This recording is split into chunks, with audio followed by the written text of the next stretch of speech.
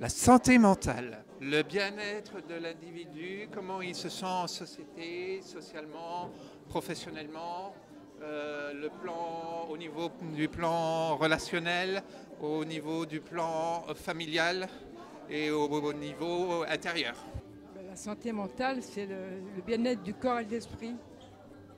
C'est un problème peut-être dont on ne parle pas assez. Il y a toutes sortes de problèmes, schizophrénie, bipolarité, d'autres addictions dont on ne parle pas assez. Même avant, il n'y avait pas de films sur ça. Maintenant, il commence à avoir plus de films sur la schizophrénie, la bipolarité, qu'avant on n'en parlait pas du tout. Se sentir bien dans sa tête, être à l'aise avec soi, à l'aise dans ses valeurs. Ne pas avoir peur de soi, parce que finalement, notre plus grand ennemi, c'est nous-mêmes. Santé mentale et environnement. La planète est malade comme nous. Voilà le lien. Ça pollue de tous les côtés.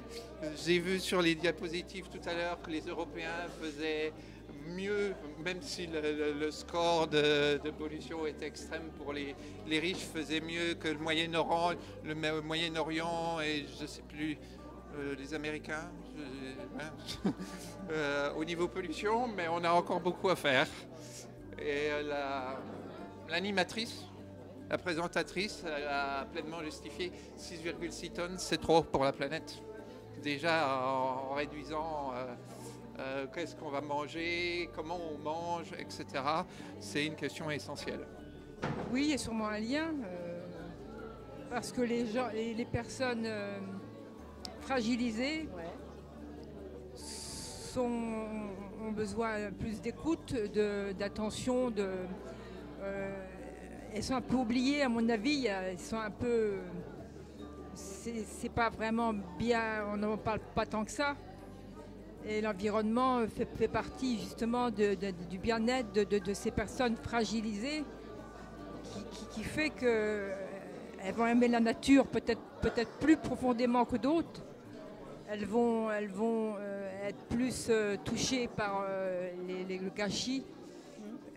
Je pense qu'elles sont plus proches de l'environnement que d'autres, parce qu'elles ont une sensibilité exacerbée. Peut-être que la santé mentale et l'environnement se rejoignent. Par exemple, s'il ne fait pas beau ou quoi, ça peut jouer sur la santé mentale des gens. Et s'il fait beau, ça peut aussi faire partie, les gens s'épanouissent plus et avoir plus de gaieté. Voilà.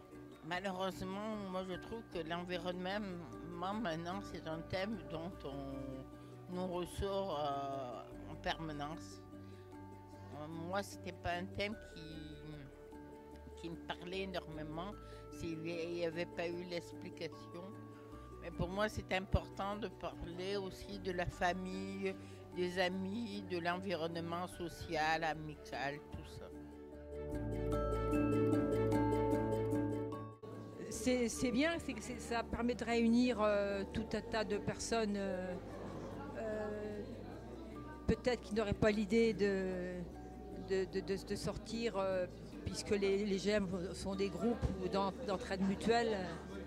Donc ça permet de rassembler plusieurs GEM peut-être ou des gens qui ont eu des échos, donc qui viennent déjà même pour s'informer, pour ceux qui ne connaissent pas, élargir un public peut-être qui est parfois des fois restreint, dans le sens que si on n'est pas malade, on ne va peut-être pas prendre soin de ça. Le GEM sert à ça en fait, à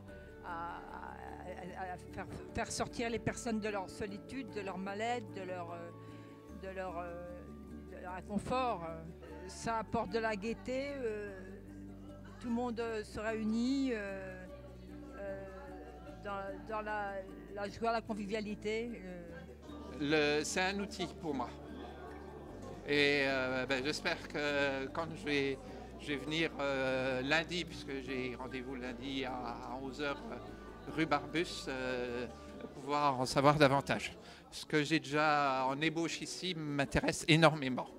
Moi, je fais partie un peu avec Marion des deux plus vieux du GEM. On était là presque depuis le début. Et c'est une personne qui s'appelle Anne-Laure que vous avez peut-être vu au début.